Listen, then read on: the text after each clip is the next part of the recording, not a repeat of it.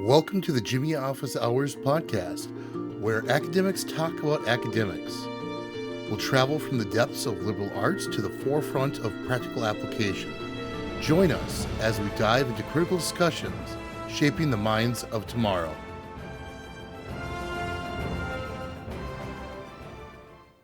Welcome to Jimmy Office Hours. My name is Scot Loyd, along with my colleague, Jakob Barnard. And Jakob, we've got a great program in store for our listeners today. I'll let you introduce our guest. Absolutely. And the idea for this episode actually came from a conversation we had at the end of the year faculty get together. We were chatting, but we have Jim Baer. Jim, if you could introduce yourself real quick. Yeah, so I'm Jim Baer. I'm part of the teacher education faculty at University of Jamestown, and I guess I'm just happy to be here and see what you guys have to teach me. All right. Well, it might be the other way around today, Jim, but we'll see what we can teach each other and hopefully impart to everybody else who's listening to us. But so the basis of today's topic is improv as a life skill. And we're talking about courses. And so just to kind of summarize the conversation, you'd mentioned something, and I think this might be a good spot to start, about your, I believe it was your principal certification, because you used to also be, and something where it was basically the test I concluded was, well, they're making you do improv, and you have to prove that you can do improv? Huh. That's it. So could you tell us a little bit about what that was? Yeah, so certainly. So I graduated with my master's in ed leadership from NDSU, and most of that program was an online program. I mean, at that time, online meant different than it does now. We did meet via Ivan and different things. But for one of the final sessions that we had, and it was actually a test at the end to determine whether or not we would make a good principal, they invited existing principals and teachers and different community members in and basically role played, right? And so that was that, and I didn't realize till after the fact this was almost sort of an interview as well.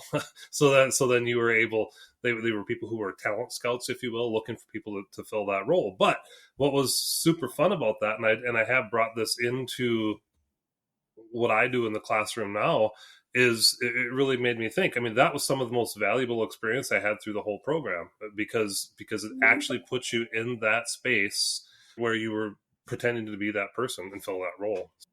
So, Jim, one thing that I remember about improv, right, is that when you're in that space where you're doing improvisation, you're always supposed to respond yes and so no cuts everything off, right? But when you say yes and, it keeps the conversation going. And I can't think of a better analogy for what we do in education, right? Because it's always about moving the conversation forward, moving knowledge forward.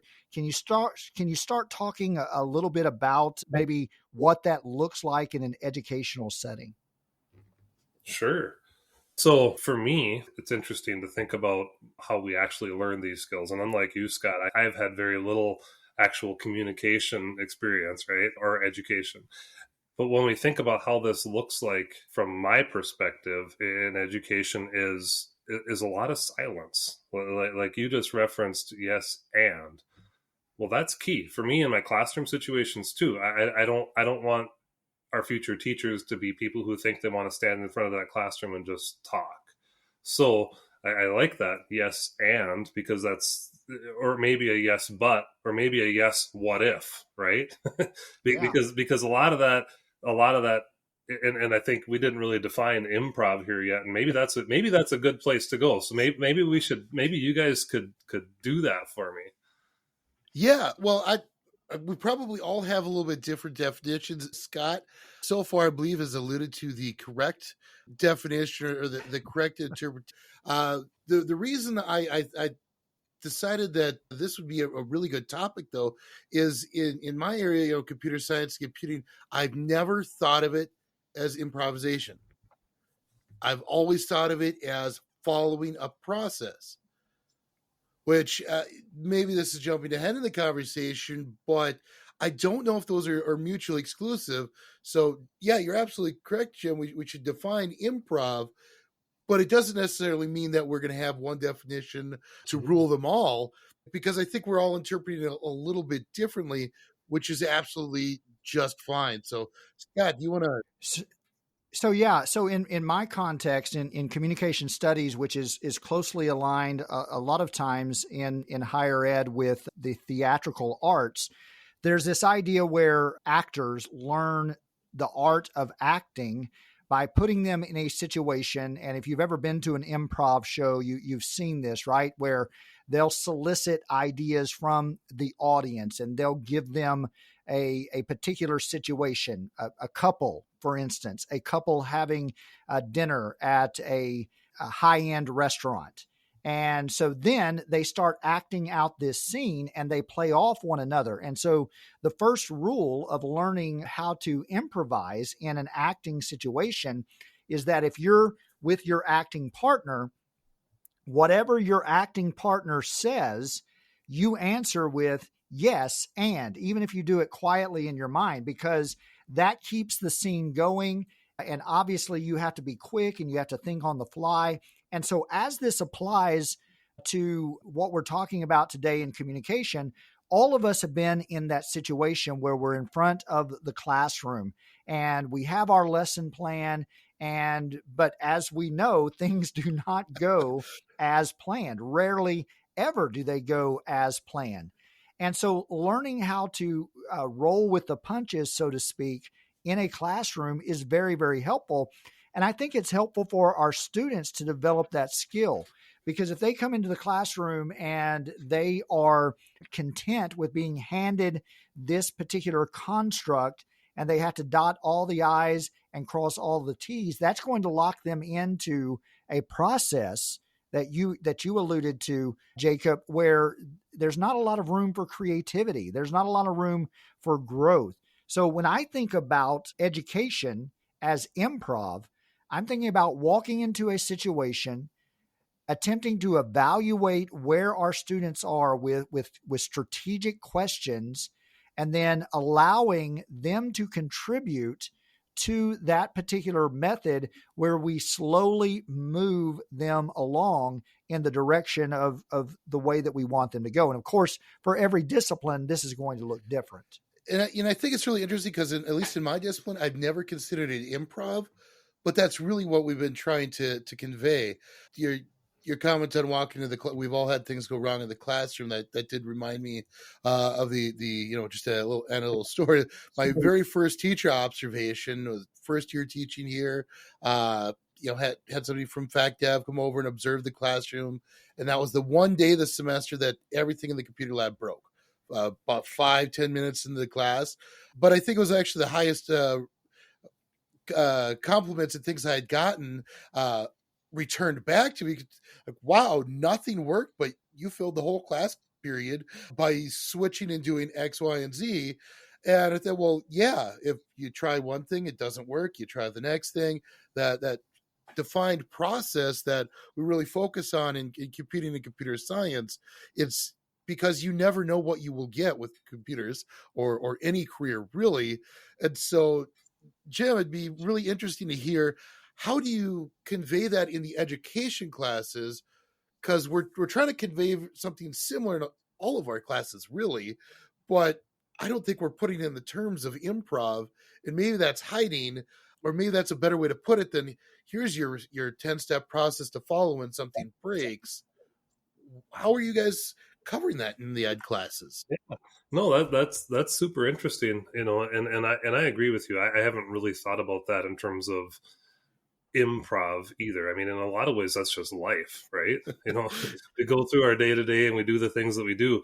But since we're in charge of whether it's us as faculty members at UJ or whether it's the students that we're going to be teaching that are going to be in charge of their own classrooms, ultimately their job, their life is leading these kids on a path. And it's really interesting when you talk about the computer lab and having things break there. I mean, as you probably know, I teach the tech class for our ed students as well. And that's one of the things I talk about because how easy is it if you're relying on technology to do whatever it is you're trying to do in a classroom, which all of our teachers are doing right now. And then when it breaks, to just throw your hands up and say, I'm done, right? but you can't, right? But it's no different than if it's technology, or if it's that Bobby came into the classroom and decided he was going to throw a fit, right? It's really the same thing. Whether it's a computer or whether it's Bobby that's messing things up, you still have to be in that situation where you're going to have to deal with that. So, I think it was alluded to. Well, practice is all any of this takes, right? And this really, in my mind, that's the thing that, and I know myself and all the rest of the ed faculty do this same thing, where we put kids in front of that class as much as we possibly can.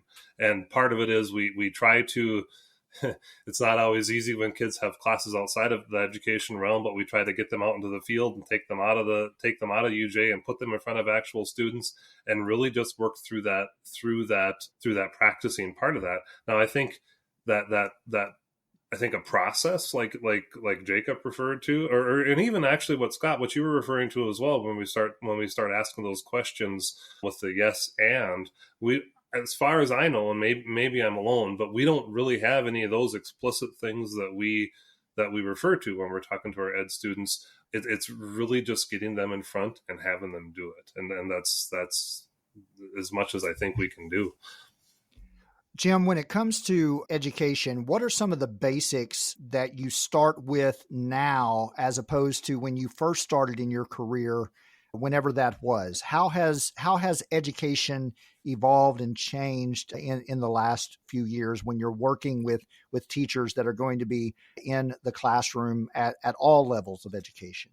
Well, any ed faculty, when you ask the three most important things, any ed faculty at UJ, when you ask the three most important things about education, they're going to say it's relationships, relationships, and relationships, right? And that's one of those things that has changed fairly drastically. And I think, COVID changed a lot of things, but that was a catalyst for certainly this in education, because we started hearing a lot more about social emotional issues that our students were having.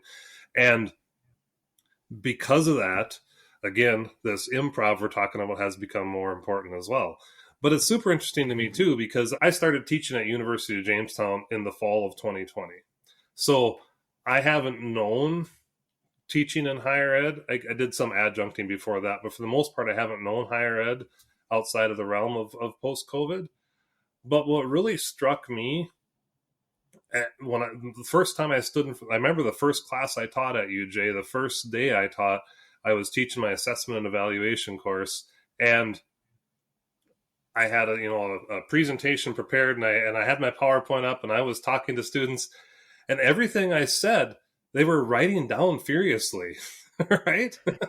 and that just boggled my mind, because I was a principal prior to that, and that wasn't my experience in education.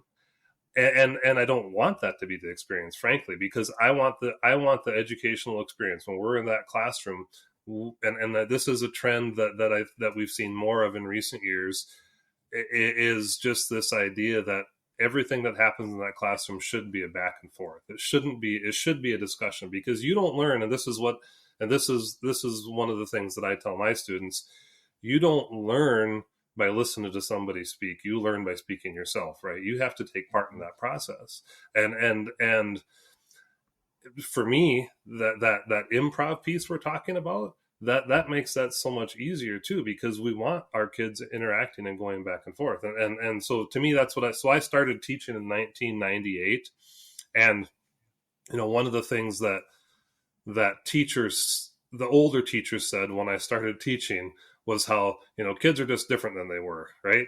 Kids don't want to study anymore. Kids don't want to learn. Kids don't want to take responsibility. Well, I find myself saying that a lot these days. Yeah, and that hasn't changed though. For the last 26 years, people have been saying that, and so apparently those kids who didn't pay attention and didn't care in 1998 are now the good students. I don't know how that works, because I don't know, it should be pretty drastically bad if that were actually the case. But to me, that back and forth, those relationships just has become more and more important. But if you look back in the history of education, this has been ever since the 1920s when John Dewey started being taken seriously and we started to talk about student-centered education. We've we've gone back and forth, right? We've gone back and forth between these ideas of having strict, rigid classrooms or having more of this back and forth.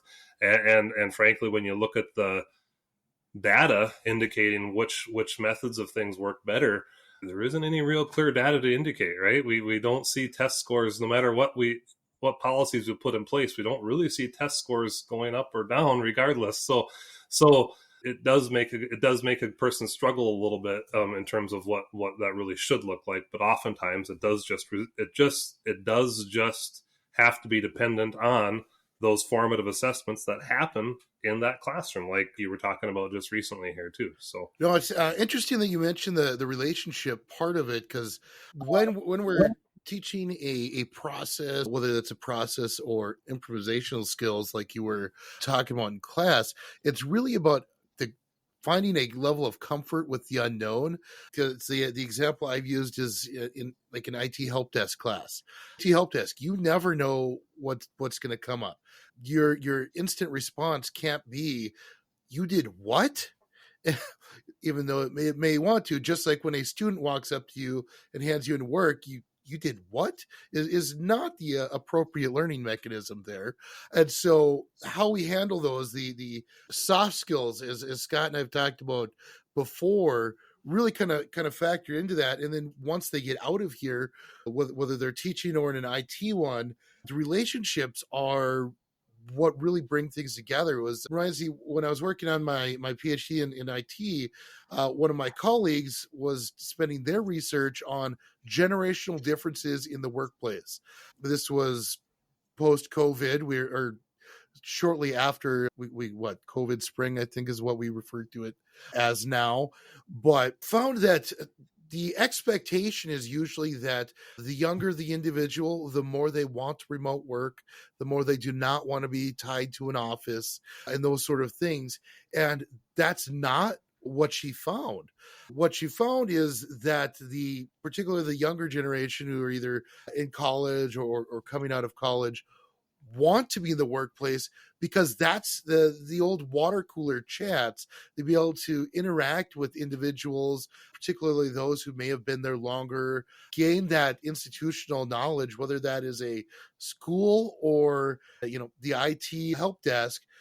It would be really, really rough going straight from remote classes to remote work. Yes, you can. It is digital communication is of course possible. Computer mediated communication is one of my favorite topics, so it's possible. But figuring out those relationships and learning from others that what the responses should be to random scenarios, we learn that from others, and that kind of seems to be what you're saying, Jim. Is that's how you're teaching the ed students, by getting them into a classroom as soon as possible so they can have the experience, but the resources around them for how to handle that experience. When Billy or whoever the student you mentioned was Bobby has their meltdown in class, Billy probably did too. How do you deal with that scenario? Similar kind of, it's improv. Is it a process? Is there really a difference? I don't know, but you're doing the same sort of thing in IT, and I'm wondering if maybe in my classes I should be putting it in those terms. Hey, this is improv. Maybe that catches the attention as opposed to a step-to-step process, even if it's the actuality is the same thing. You talk about IT especially, and as you know, I spent some time in IT at UJ as well, and more about that job is relationships than computer skills, right? I mean, we really are saying that very same thing. And I know when I came in, I had come out of, I was principal before I was that as well for a couple of years, and I wasn't the top tech guy in Sorkness over there, right? But I was still the person that a lot of people came to, I think, because I had practiced as a principal when I had to work with parents or students or whoever else, because those soft skills were important. So yeah, no, I agree with you. I think in your tech field, those soft skills are certainly something that should be tried to achieve. Yeah, and that tends to be the thing employers come back with too, of technical skills, a new programming language, whatever. If we covered the basics, it's applying those in unknown or new scenarios. That's what employers are looking for, and the ability to communicate those, work well with others. Even if you're a solo programmer who your goal is to never see the light of day, that's absolutely fine, but you still have to engage with other people somehow in some way or fashion. So those are the ones employers tend to come back with, saying, no, this is what's missing in the workforce. So, I have a friend who says all the time that, and I think it's a great rule to sort of govern our lives by, is that life moves at the speed of relationships. So everything happens, right? So the old axiom, it's not necessarily what you know. Certainly that's important, but it's also who you know, and learning to develop those relationships and learning how to engage with people that we may not have much in common with, but finding that common ground, establishing that rapport, and then moving forward. I remember when I was in graduate school and I was trying to figure out which direction I was going to go in my graduate studies.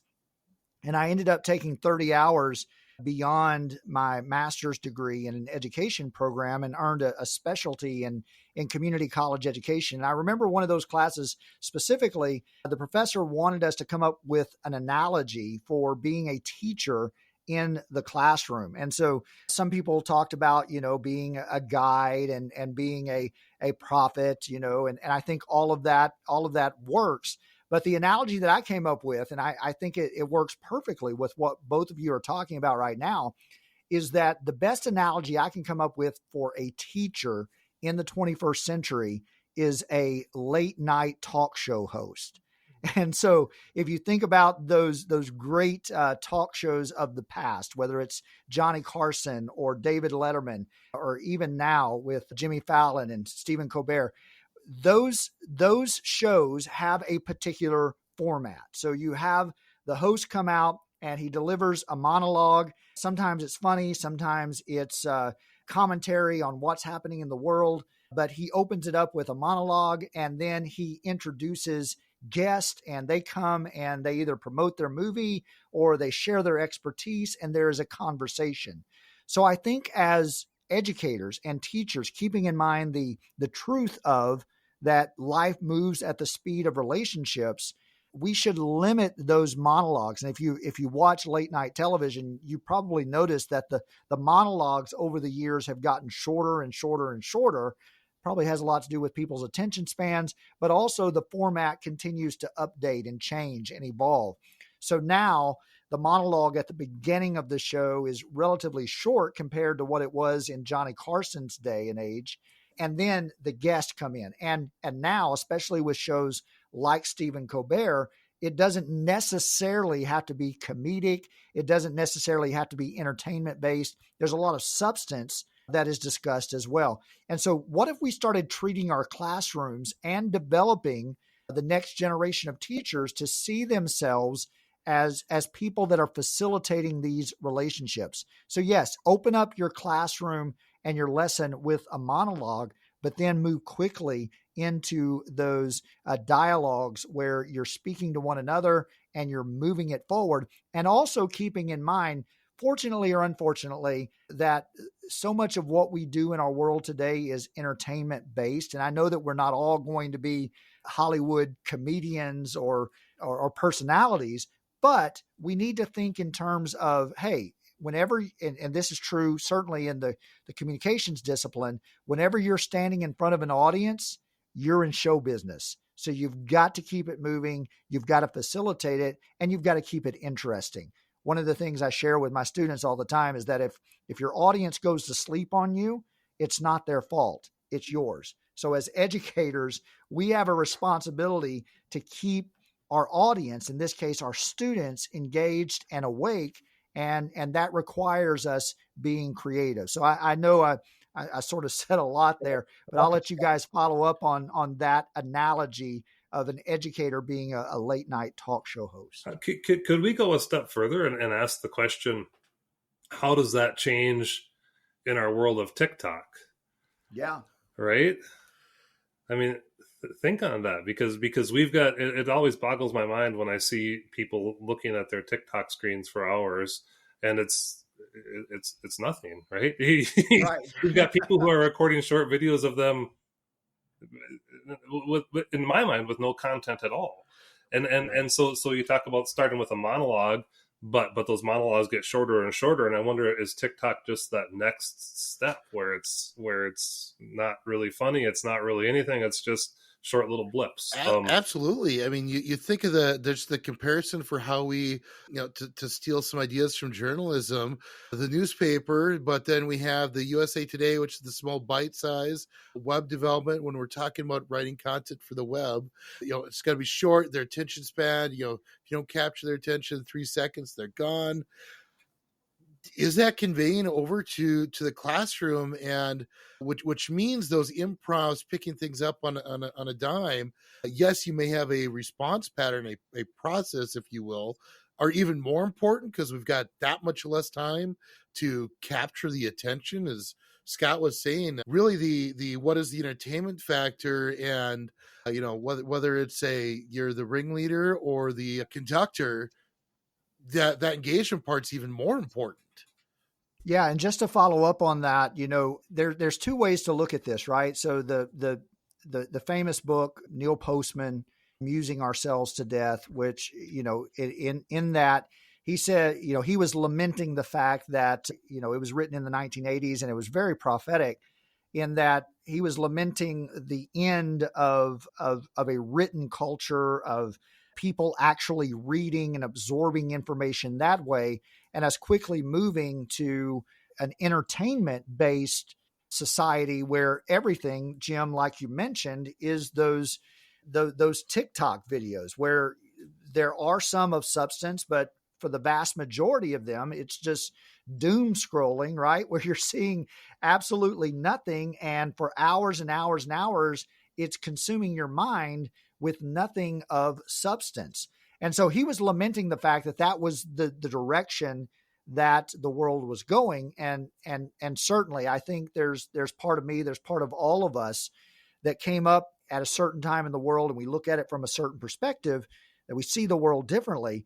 But the flip side of that is the world has changed. And so, the cow is out of the barn. So what are we going to do on this side of the reality that our students are dealing with a very short attention span, and the students, the generation coming up behind them, are even shorter. They've been raised on media via small screens and small, very short bites.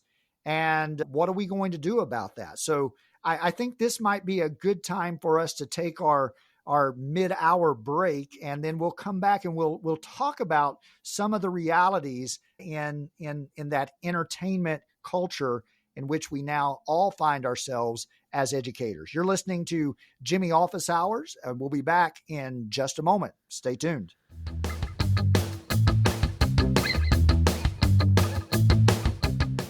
Welcome back to Jimmy Office Hours. I'm Scott Loyd, along with my colleague Jakob Barnard, and today we are privileged to have Jim Baer with us, and he is part of the education faculty here at the University of Jamestown. And Jim, before the break, we were talking about, in fact, you're the one that brought this up, this idea of the TikTok generation and everything being short and everything being very concise and quick and moving on. I remember a few years ago, the standard for broadcast television was that if you were editing something, the image had to change every 5 seconds. It's been a while since I've checked that, but I suspect that that's getting shorter and shorter and shorter. So as educators teaching the next generation of educators, how do you deal with some of those realities, and what are some of the tools that you're implementing into the classroom to connect with students who are, sort of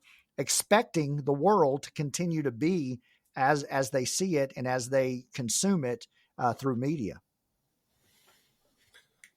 Well, I guess in my mind, I always like to see how we can leverage that. So it's a challenge, certainly, because we always need to some teachers feel like they always need to be the entertainer in front of the room, right? And I guess well, if you've ever been in my classroom, I'm not the entertainer in front of the room. But with that said, one thing that I recognize, and this goes along with the TikTok generation as well, is when you look at the content that's out there, there's not a lot of substance, as you had mentioned, Scott, but it's also true that it is people who are revealing things about themselves, right? And so one of the things we can leverage is we can let kids talk about themselves, because not only do they want to do that, if you can get them to talk about themselves and relay experiences of their own that's related to the content which you're delivering, which is perhaps easier in education and communication than it would be in computer science. But if a guy can do that, now what we have is we have them on the stage, and that's what they want ultimately. That's I'd be lying if I said I really understand the draw of the TikTok, but it's all right. We're all struggling here. I promise you. but I do think that there is that element of kids are relating to what they see, and not only are they relating to what they see, they're going to go and they're going to do it themselves. And for whatever reason, this whole thing feeds itself, and it's created something that's getting more attention than practically any other media we see. And so what I like to do, and this is what I tell my students as well, is you give the kids the stage as much as you possibly can. They are more interested in each other than they are in me anyway. And then it also helps develop a community of relationships within that classroom. And so that is closely related to that whole TikTok mentality, I believe, but it also is what we think of as good teaching. So yeah, that brings up two thoughts. Is the first one is you pointed this out much earlier, but this is nothing new. We've been saying, hey, they don't pay attention, they don't learn. That's been getting said for a zillion years. Roman graffiti on the walls of Pompeii. Some things just are always going to be that the younger generation doesn't XYZ whatever inserted in now. And what the buzzword the last couple of years has been critical thinking skills with AI. They don't need to think anymore. Well, yeah, they also said that about the invention of the computer. Oh, people won't need to know stuff. So how we handle it, just to reassure ourselves, is this is a natural cycle. So we know this is going to happen. We know that we're going to have to adjust things. We do a lot of our teaching based on what was taught to us and how we learned to convey knowledge. Also knowing that not all of those methods worked for ourselves. And so figuring that out, and with the AI, we've been, at least in CS and IT, we've been really, really talking about needing to move to a show not tell model. Because, well, yeah, AI can write code, but I want you to show that it works. So things like more student presentations, more. One of the favorite ones I saw one of my faculty do this year was, I think a couple of them did it. They had students create a tutorial for one of the lessons, and that was their assignment, was to create a tutorial for their classmates. And as educators, you guys know there's no better way to learn something than try to teach somebody else. I was talking with a prospective grad student the other day, and they're asking me about, well, I don't know if I want to teach. And I'm like, well, if you really enjoy learning stuff, you will enjoy teaching, because the best way to learn is to teach. And so I'm wondering if we just need to integrate. We've tried, and in some cases we do too far in some of the classes with some of the flipped classroom stuff that can get a bit much. But like you're saying, Jim, putting them on that stage, giving the opportunity to show, it embraces the new technology, which we're going to have to do at some point anyways, whether we want to or not. But B gives them that opportunity to get themselves out there a little bit. And that's where the biggest hesitation I tend to see with students. I don't know if it's particularly the computing classes or what, but it's that discomfort of, I want to show everybody, but I don't. I want to be shy or whatever it is.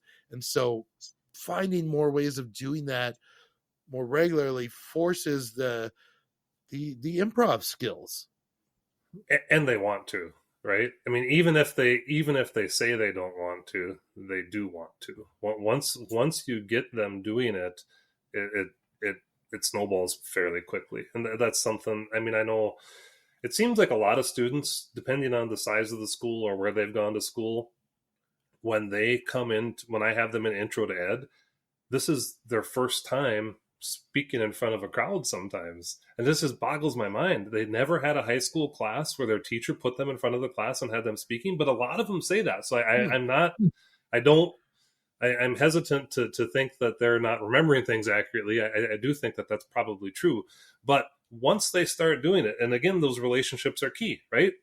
As long as they have good relationships with their peers in that classroom, which for the most part they do, and they can, once they have made that leap. It's all about making that comfort zone bigger. The only way to make that comfort zone bigger is to get them to step outside of that comfort zone, and then it just naturally grows, right? Now that you mention that, usually when I've heard complaints or just concern in the past about things like presentations, it hasn't necessarily been about the being up in front itself. It's been about the group work.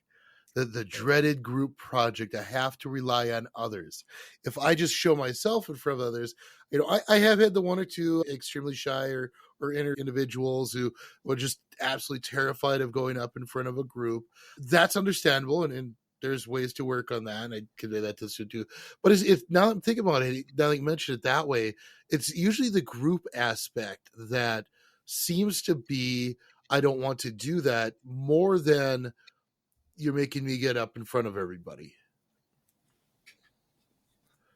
But group work is a struggle for a lot of reasons, right? Right. I mean, and I think, and I do believe that our technology has made that potentially worse, because students, if you assign group work, it's rare that they're actually going to get together and do it, because they can just send an email, and now if you've got a group of 3, 4, 5 students, there's going to be one who takes the lead, and that student oftentimes is the one that does a big chunk of the work, and so that student doesn't like it because they're doing a big chunk of the work, but also the student who isn't doing the work doesn't like it because they don't feel like they're a part of things, and maybe, there's so many different dynamics in that group, and that's again one of those things that, I mean, I do try to focus on group work in my courses, simply because I want them to recognize what happens when you do that. So, but also there has to be a little bit of coaching throughout that group work as well, because everybody needs to be able to step up, and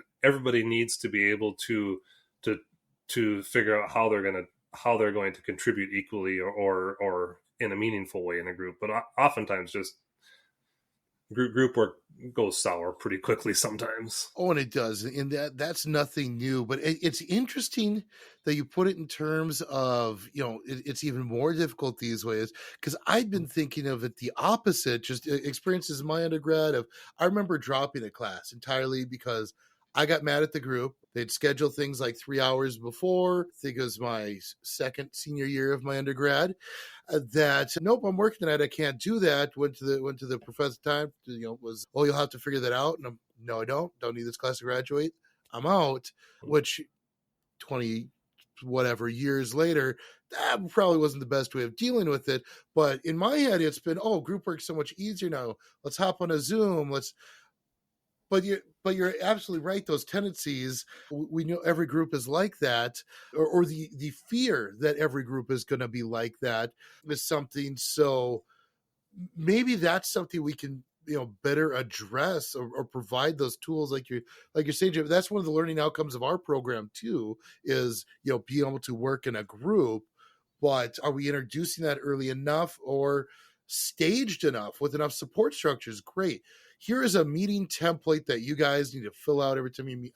Whatever the technique is, I don't know, because I think that's it. Is the fear of having to force relationships with not enough experience in how to do that back and forth.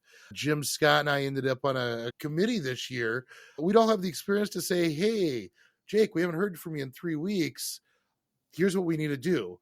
But students do not. And so they hate group work. And maybe it's the dealing with the relationships more than having to be up and do public speaking. And because everybody says they're scared of the public speaking and those parts of it, but that's not what they complain about on the feedback when they said, oh, I had to do this horrible group project or wonderful group project. It's not the presentation part that they actually complain about. And I think this is where a robust liberal arts education is very helpful, right? Because, Jim, you referenced the students' fears about being in front of a group or the group work that is involved. And this is something that we address in one of the core components of a liberal arts education, which is rhetoric, right? Public speaking. And part of what we do in my discipline of communication is that we emphasize group work.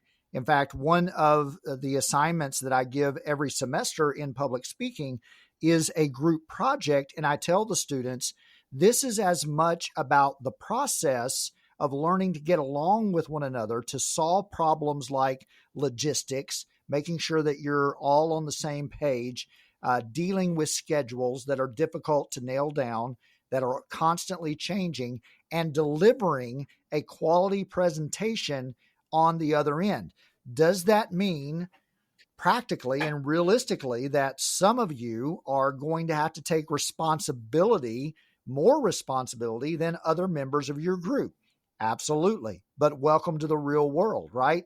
That's how life works. We cannot expect everybody in the group to be as competent as maybe you are or as skilled as you are at a specific skill set. And what it takes in the group work is learning how to manage all of those different personalities, all those different talents, and to bring them together in a way that produces a quality product in the end. So it develops skills like leadership. So everyone knows, I think, that Jakob and I really like Star Trek, right? So to use a Star Trek analogy, what was Jim Kirk's skill set, the captain of the Enterprise? What did he do? Well, you had McCoy, that was a doctor. You had Spock, that was a science officer.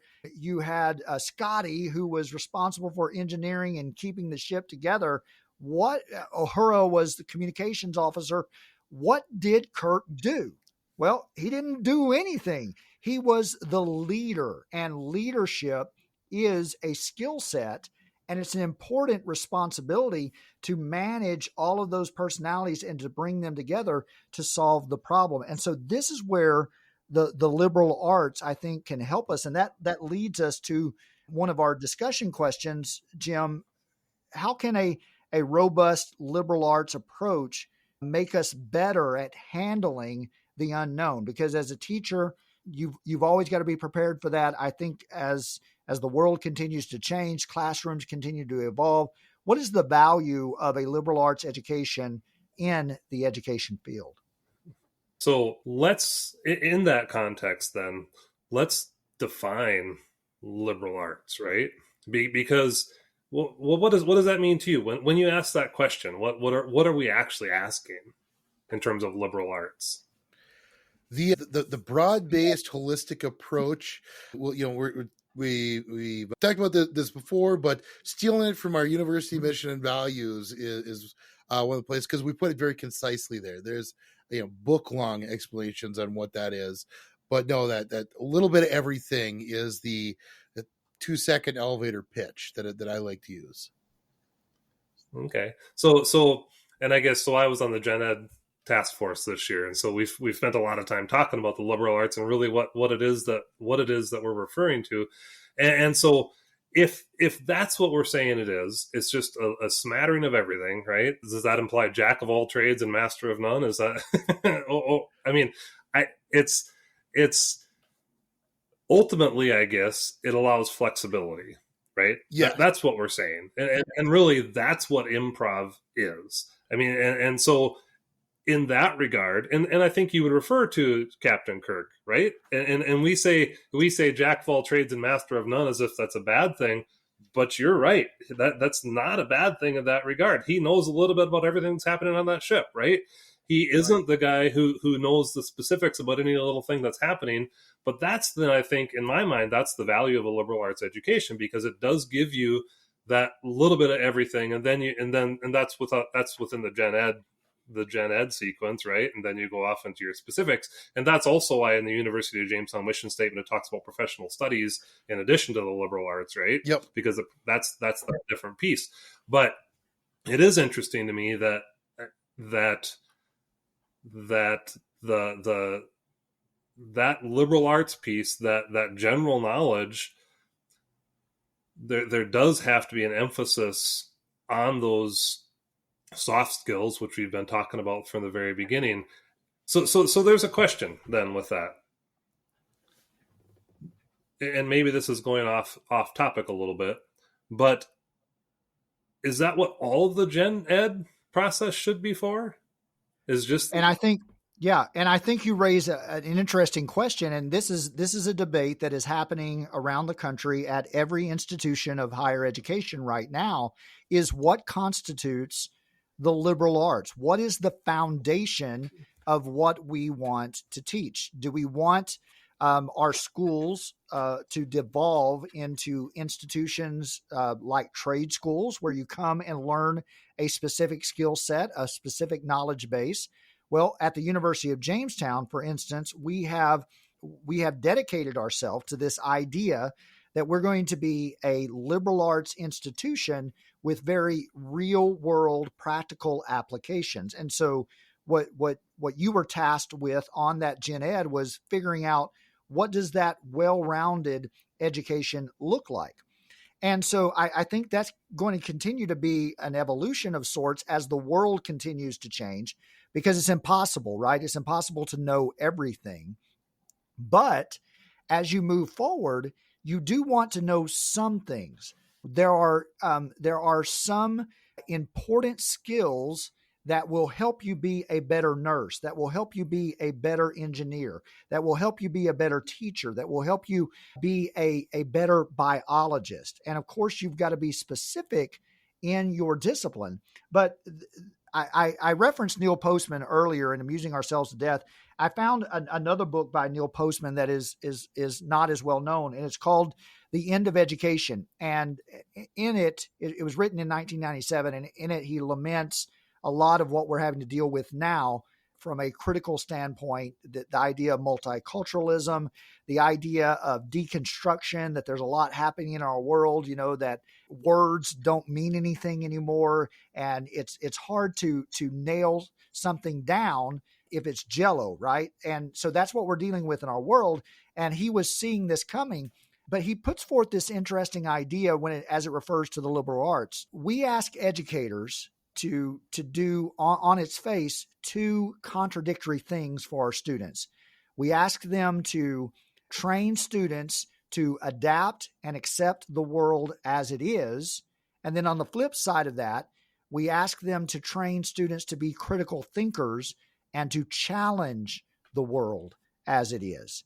And so if we're looking for a definition of the liberal arts, I think there's better specific definitions, but that's a great working definition in my mind, is that when a student emerges on the other side of graduation here at UJ, have we prepared them to adapt to the world as it is, and conversely, to challenge the world as it is? And meeting some of our graduates, I'm very encouraged. Meeting others of our graduates, I'm discouraged. I had an interaction with a young man that was getting ready to graduate. And of course, there's no names and nothing like that. But in debate, we talk about all kinds of things. And this young man was seriously advocating. It was something that he believed, that we didn't land on the moon, that all of that was fabricated, that all of that was made up. And I was thinking, but he was, there's a difference in questioning those things. I'm not sure we should legitimately question those things, but there's also a difference in being dogmatic that it did not happen, right? And someone that is getting ready to graduate from a liberal arts institution should be a little bit more intellectually humble, right? When it comes to those kinds of ideas. And so adapting to the world as it is, but also a critical thinker in questioning the world. And so I'll let you guys talk about those particular ideas. Well, but you've got to. Oh, go ahead, Jim. Sorry. Oh, you go ahead. So just to kind of respond to the earlier one, the jack of all trades, I like to put it more as a foundation to apply yourself to anything. That doesn't necessarily mean you will have the knowledge, but you'll know how to gain knowledge. But whatever the situation is, you have a framework for how to deal with it. I always put it in terms of T processes of, whatever the customer comes in with, you're going to handle it. It may be wow, that's the most bizarre thing and totally not their fault. Or I don't know why you left your laptop on the stove, but yes, that's a problem sort of scenario. You have a way of dealing with it.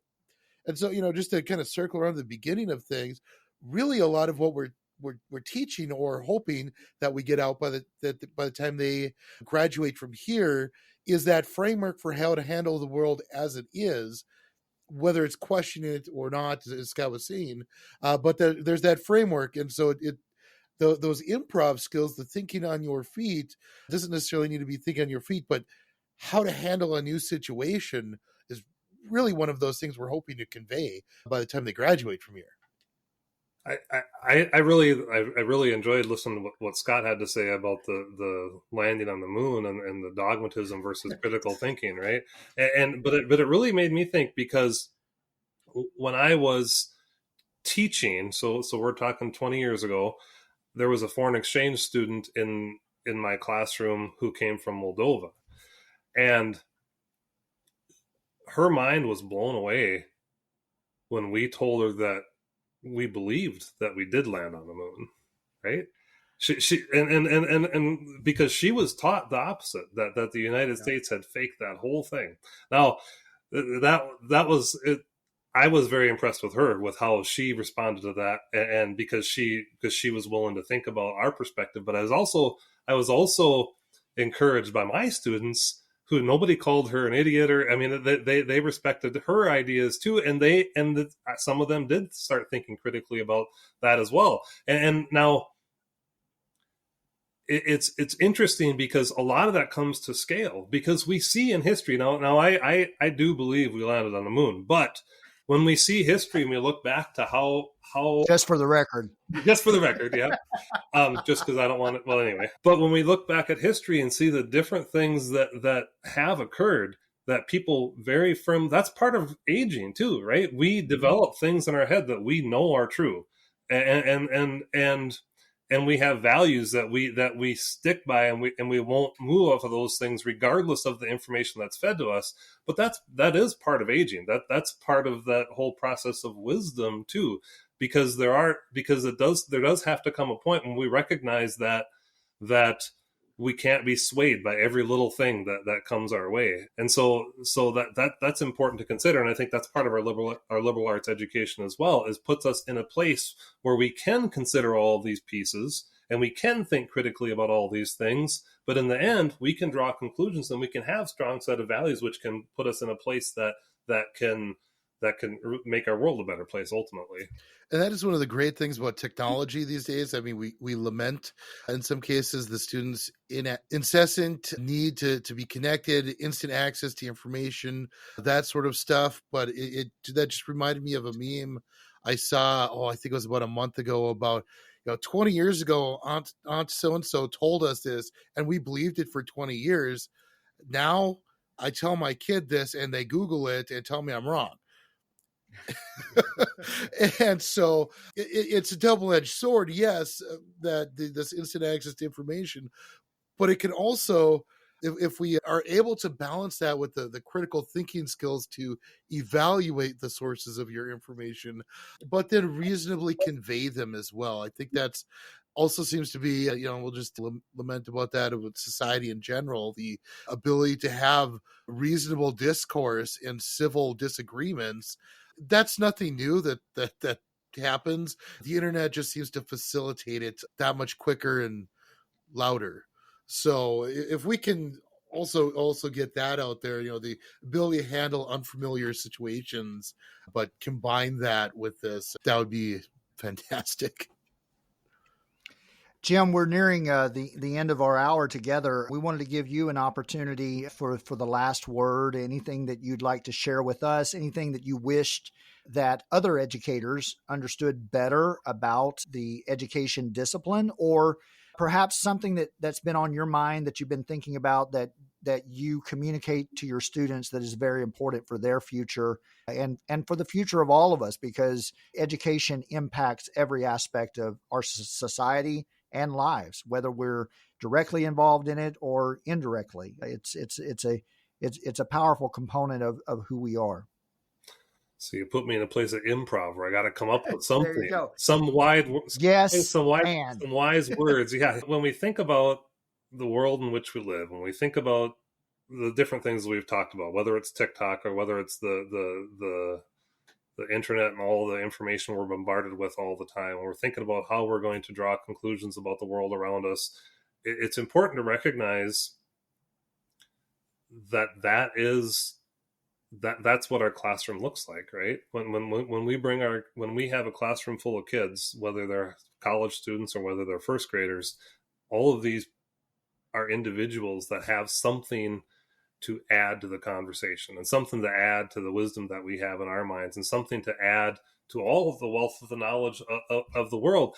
And in the past, if we were going to go back pre-internet, pre-Facebook, pre-Twitter, and we were going to determine where we got the information which we relied upon, that was from a very central source. And that didn't mean necessarily that it was accurate, right? It wasn't always. And we could look at the landing on the moon, even though I'm convinced we really are taking the word of a very small group of people and applying it to what we believe. And one of the beautiful things about the world and one of the beautiful things about education is you get access to people, even if they're 5-year-olds that don't have a whole lot of world knowledge yet, that can still contribute to our knowledge that we have. So it's a benefit for all of us as teachers. But awesome. Well said, Jim. Again, it's been a blast talking with you today. I am sure we will chat again in the future there. And